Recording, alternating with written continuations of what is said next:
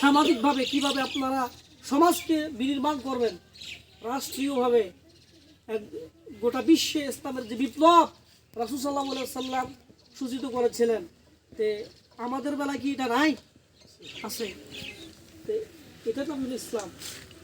আপনি ব্যক্তিগতভাবে কিভাবে চালাবেন এই সম্পর্কে ইসলামের দৃষ্টিভঙ্গি আছে না? আছে। পারিবারিকভাবে কিভাবে চলবেন, পরিবারকে চালাবেন, এ ব্যাপারে ইসলামের দৃষ্টিভঙ্গি আছে।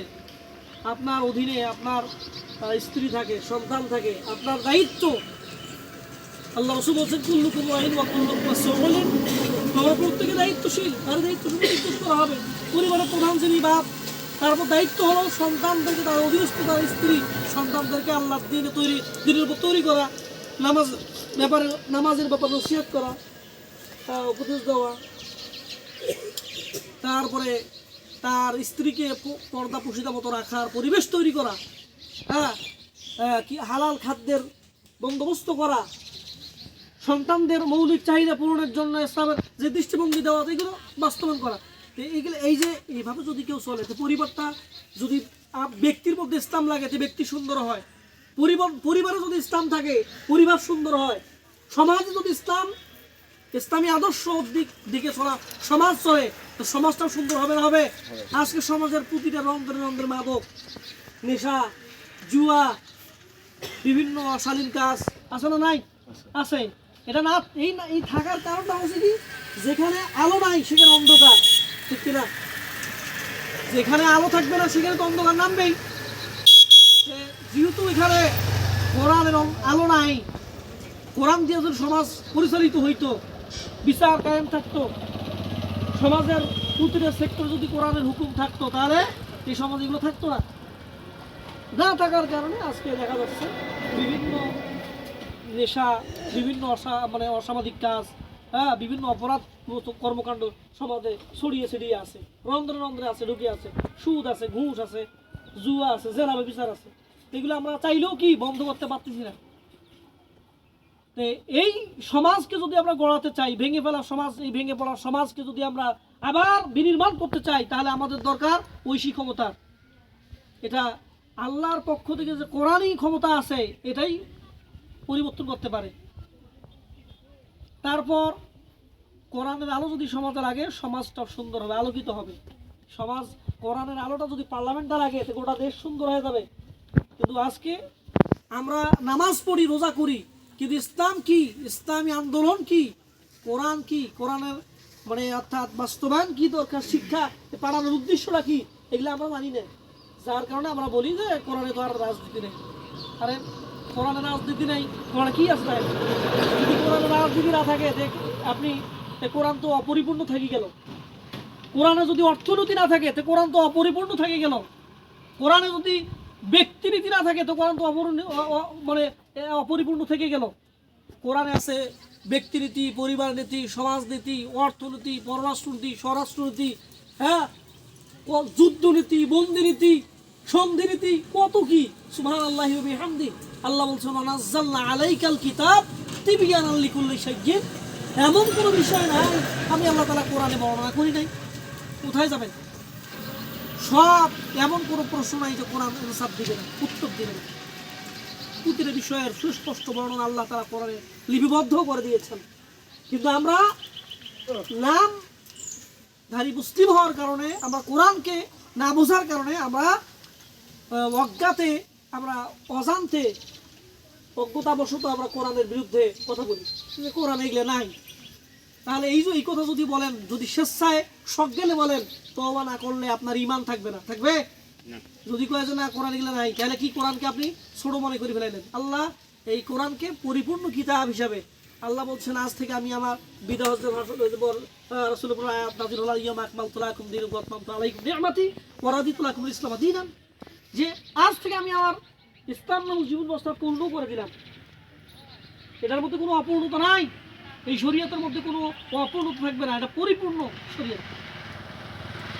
এবং তাই নয়, এই ইসলাম নামক জীবন ব্যবস্থাকে আমি পছন্দ করলাম, ওয়া রাদিতু লাকুমুল ইসলাম দীনান।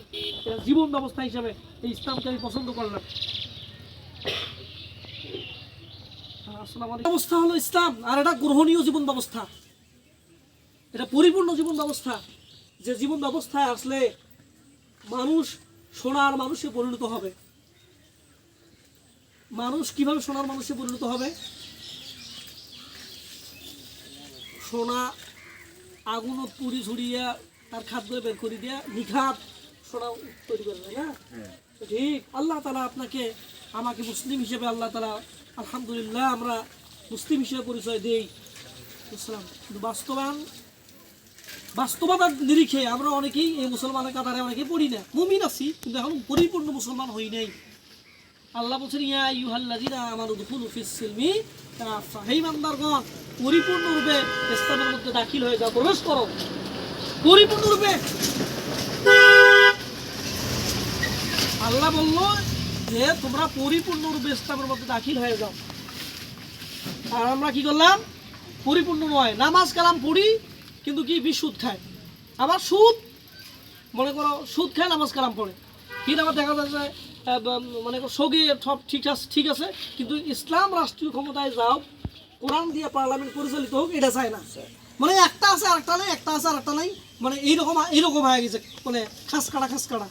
তো এইভাবে কিন্তু আমরা সোনার মানুষে পরিণত হতে পারবো না। ইসলামকে পরিপূর্ণরূপে মেনে নেওয়ার মাধ্যমে আমরা নিজেকে একজন আদর্শ মুসলিম হিসেবে পরিচয় তুলে ধরার চেষ্টা করবো ইনশাল্লাহ। তাহলে এটা সম্ভব তখনই হবে। কিছু কিছু ব্যাপার আছে যে ব্যক্তির সাথে সম্পর্কিত, কিছু কিছু ব্যাপার আছে রাষ্ট্রের সাথে সম্পর্কিত।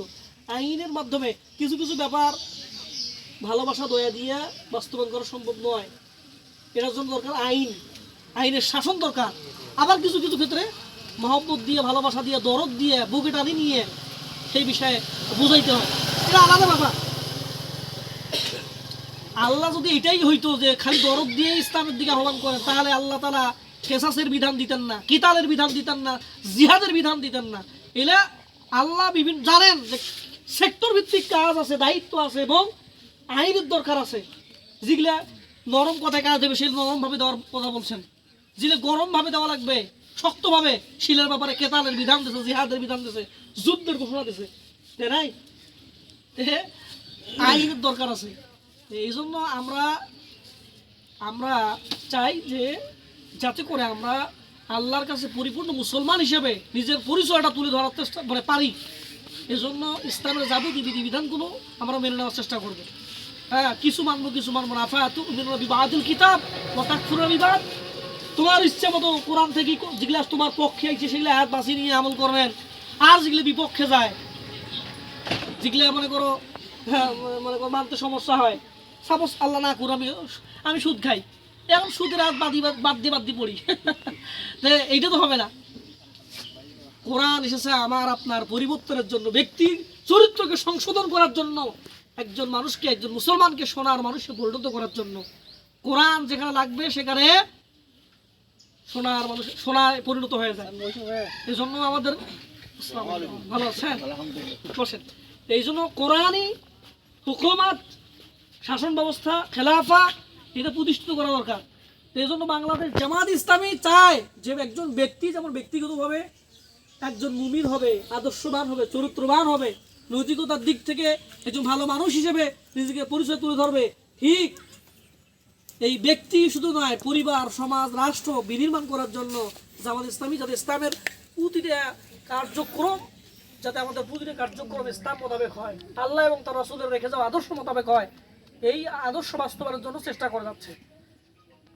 আমাদের উচিত কি যে ইসলামের পক্ষে থাকা না বিপক্ষে যাওয়া? আমরা মুসলমান, আমাদের উচিত যে ইসলামের পক্ষে থাকা, মরণ পর্যন্ত যতদিন বেঁচে থাকি ঈমানের উপর, ইসলামের উপর থাকার চেষ্টা করতে হবে। আল্লাহ কি বলছেন? ইয়া আইয়ুহাল্লাযীনা আমানুত্তাকুল্লাহা হাক্কা তুকাতিহি, ঈমানদারগণ তোমরা আল্লাহকে ভয় করো। ভয় করার মতো আল্লাহকে ভয় করতে হবে, ভয় করার মতো আল্লাহকে ভয় করি। আমরা এই মুসলমান আল্লাহকে ভয় করি, নামাজ পড়ি না কয় আমি আল্লাহকে ভয় করি, রোজা করি আল্লাহকে ভয় করি, যাকাত দিন আল্লাহকে ভয় করি, উসুর দিন আল্লাহকে ভয় করি। ওই ভয় করার দাম আছে? আমি মুখে বলি না আল্লাহকে ভয় করি, কিন্তু আমি নামাজ কালাম পড়ি, রোজা করি, যাকাত দেই, হজ করি, আমার যাবতীয় কাজ কোরআন সুন্নাহ মোতাবেক হয়, আল্লাহ এবং রাসূলের রেখে যাওয়া আদর্শ মোতাবেক হয়। তাহলে মুখে বলার চাইতে আমলের মাধ্যমে প্রকাশ করা এটাই উত্তম না? খালি মুখে বললে হয়ে গেল না। আপনি প্রকৃত মুসলিম কিনা এটার পরিচয় আপনার আমলের মধ্যে, আপনার কর্মের মধ্যে ফুটে তোলার চেষ্টা করতে হবে, তবেই আপনার মানে টিকবে, দাবি টিকবে। কিন্তু আমি মুখে দাবি করলাম আমি মুসলমান, কিন্তু কাজের ক্ষেত্রে নাই, তাহলে এই দাবি দিয়ে কোনো লাভ হবে না। আল্লাহ এজন্য আমাদেরকে দুনিয়ায় পাঠাইছে যাতে আমরা খেলাফাকে প্রতিষ্ঠা করার জন্য, রাসূলের রেখে যাওয়া আদর্শ, সাহাবায়ে কিরামদের রেখে যাওয়া আদর্শকে বাস্তবায়ন করার জন্য। বাংলাদেশ জামাতে ইসলামী এই আদর্শ বাস্তবায়নের মানে এর দাবির নিরিখে কাজ করে যাচ্ছে। এজন্য আমরা আপনাদের দ্বারস্থ হয়েছি। আমরা যেহেতু মুসলিম, কিয়ামতের দিন আমাদেরকে জিজ্ঞেস করা হবে, প্রত্যেক ব্যক্তিকে জিজ্ঞেস করা হবে যে আসলে আলেম ওলামা যারা শিক্ষিত মানুষ, তাদের দায়িত্ব আছে, যারা জানে না, যে বিষয়ে বোঝে না, তাকে সেই বিষয়ে বুঝিয়ে দেওয়া। আমরা যদি আপনাদেরকে দাওয়াত না দেই, কথাবার্তা না বলি, আল্লাহর দিকে, রাসূলের দিকে, রাসূলের আদর্শের দিকে না আহ্বান করি, কিয়ামতের দিন আপনারা আমাদের বিরুদ্ধে মামলা দায়ের করবেন যে ওই যে বড় বড় সাইয়্যিদুর রহমান আর আলী হুজুর বড় বড় হুজুর ছিল, সেই সময় ওয়াজ করে বেড়াইতো, কিন্তু কোরআনের সঠিক যথার্থ কথাগুলো, হক কথাগুলো আমাদেরকে বলতো না, বুঝছেন?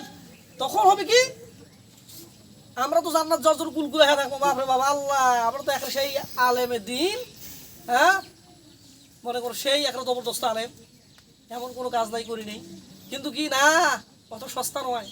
তখন দেখা দিবে আমাদের মতো ভাইরাই আমাদের বিরুদ্ধে মামলা দায়ের করবে, আল্লাহ আমরা ইসলাম কি, ইসলামী আন্দোলন কি বুঝি নাই। এই ধরনের আলেম ওলামা থাকার পরেও আমাদেরকে কোনোদিন কোরআনের সঠিক কথাগুলো খুলে খুলে বলে নাই। তা ওই হুজুরের জান্নাত যাওয়া আছে, আরো মামলা হইলে তোর খবর খারাপ।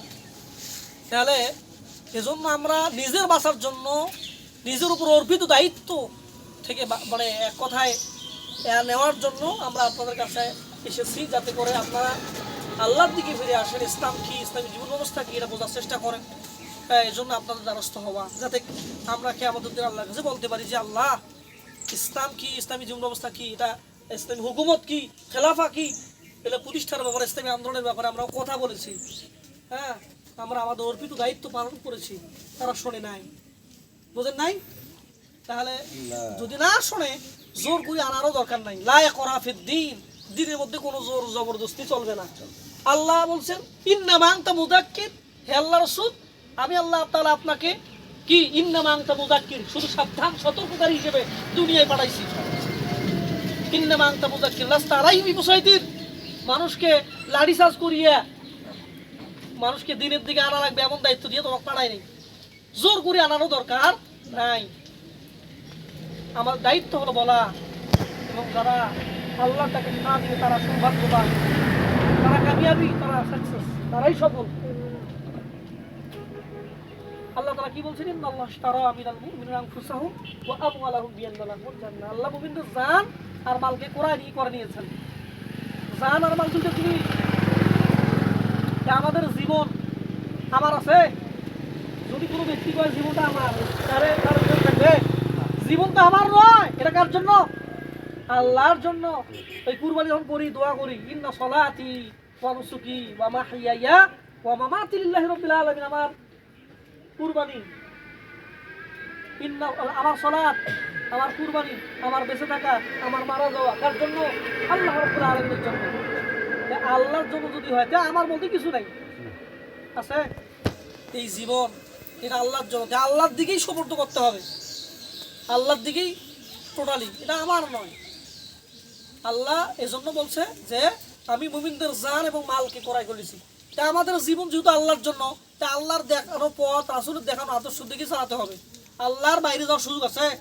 কোনো সুযোগ নাই। আল্লাহ বলছে যদি তোমরা আমার আদর্শ আমার ভালো না লাগে, তাহলে তোমরা জমিন ছাড়িয়ে, আসমান ছাড়িয়ে কোথাও যদি যাওয়ার সুযোগ থেকে যাও, কোথাও যাওয়ার সুযোগ আছে আমাদের? পারবো নাকি? আমরা কোথায় যাই না না যাই, আমাদেরকে আল্লাহর দিকে ফিরে যেতেই হবে, এতে কোনো সন্দেহ নাই। আল্লাহর দিকে যেহেতু ফিরতেই হবে, আমরা যেহেতু আল্লাহর কাছে, আল্লাহর দিকে আমাদের যেতেই হবে, তাহলে আমরা এমনভাবে যাব যাতে আমাদের ইজ্জত, আমরা সেদিন আমরা সম্মান পাই, সম্মানিতভাবে, হ্যাঁ আল্লাহর দরবার বুঝতে হতে চাই। হ্যাঁ আল্লাহ তাআলা বলছেন ওয়াম্মা মান খাফা মাকামা রাব্বিহি ওয়া নাহান নাফসা আনিল হাওয়া, যে ব্যক্তি আপন প্রভুর সামনে দাঁড়াতে ভয় করে ভয় করি কি যে যদি ভালো আমল না করি তাহলে আল্লাহ দরবারে কেমনে দাঁড়াবো, লজ্জিত অবস্থা দেওয়া লাগবে না? যদি আল্লাহ যে কথাগুলো কইছে, রাসূল যে আমাদের জন্য আদর্শ নিয়ে আসছে, এর বিরুদ্ধে যদি অবস্থান নেই, কিয়ামতের দিন আমাদের মুখ থাকবে না। তখন এই জন্য আমরা ভয় করি যে আল্লাহ ভালো আমল না করলে আল্লাহ তাআলার দরবারে, যেহেতু আল্লাহ হলে এমন সম্মানীয় ব্যক্তি। আমরা একজন এমপির কাছে যদি যাই, এমপির কাছে যদি আমরা কালারিং হই, হোল্ডিং হই, এমপির কাছে কোন মুখ নিয়ে দেবেন? সমাজত যদি আপনি এমন খারাপ কাজ করেন, মুখ না থাকে, তো সমাজত মুখ দেখাইবেন কেমনে? ঠিক আল্লাহর নাফরমানি সারা জীবন করিয়ে আল্লাহর সামনে কেমনে মুখ দেখাইবেন? আল্লাহ বলছেন খফা, যারা আল্লাহর আপন গুরুর সামনে ভয় করে, দাঁড়াতে ভয় করেছে না, কি হইবে অবস্থা কিয়ামতের দিন? আল্লাহর সামনে কেমন দাঁড়াবো? হ্যাঁ, এই ভয় নিয়ে ভালো কাজ করে, হ্যাঁ, হাওয়া, এবং এটাকে ভয় করিয়া নিজের নফস যা চায় তা করে না, বরঞ্চ নিজের নফসটাকে বিক্রি করে দেয়। আল্লাহ যা বললো, রাসূল সাল্লাল্লাহু আলাইহি ওয়াসাল্লাম যে পথে চলতে বললো, এই পথে চলে, নিজের নফসের অনুসরণ করে না, ফাইনাল জান্নাতা হিয়াল মাওয়া, ওই সমস্ত লোকদের জন্য আল্লাহর চিরসুখের আবাসস্থল কি জান্নাতুল মাওয়া। সুবহানাল্লাহ। এই জন্য আমরা চেষ্টা করি, আমরা বাংলাদেশ জামাত ইসলামী এতদিন থেকে এই ইউনিটটা আমাদের মানে দাওয়াত ইউনিট হিসেবে ছিল, আমরা এটা আনুষ্ঠানিকভাবে এটা সক্রিয় ইউনিট হিসেবে আমরা ঘোষণা দিব ইনশাআল্লাহ। আলহামদুলিল্লাহ, আপনাদের আন্তরিকতা, সদিচ্ছা এবং ইসলাম প্রিয় মনোভাব, এটা আমাকে আসলে বিস্মিত করেছে। আমি অত্যন্ত অত্যন্ত অত্যন্ত খুব খুশি। আলহামদুলিল্লাহ, আল্লাহ রাব্বুল আলামিন তিনিও খুশি হবেন। কারণ মানুষের ইসলামের প্রতি অনুরাগী হতে হবে, ইসলামের প্রতি ভালোবাসা, উদারতা, অ্যাক্টিভিটিস বাড়াতে হবে। তা আলহামদুলিল্লাহ, আপনারা এই ব্যাপারে যথেষ্ট আন্তরিক, হ্যাঁ, এবং এই ব্যাপারে যথেষ্ট প্রকার সহযোগিতা এবং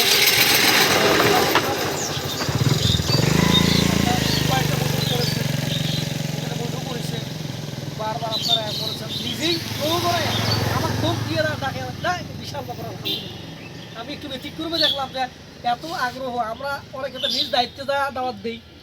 আলহামদুলিল্লাহ, আপনাদের পক্ষ থেকে যেমন আকাবার সফর, রাসূল সাল্লাল্লাহু আলাইহি সাল্লামকে মদিনায় কয়েকবার ইনভাইট করা হয়েছিল নিজ আগ্রহে। এটা তাদের ভালোবাসার প্রতীক। আলহামদুলিল্লাহ, ইসলামের প্রতি আপনারা যে অনুরাগী এবং শ্রদ্ধাশীল, আপনাদের মনে ইসলাম কোরআন এবং সুন্নাহর ব্যাপারে যে আপনারা শ্রদ্ধাশীল, ভালোবাসা আছে, এটা এ থেকে প্রমাণিত হয়। যাই হোক, আমরা স্যার একটা ডেট মনে হয় একটা ডেট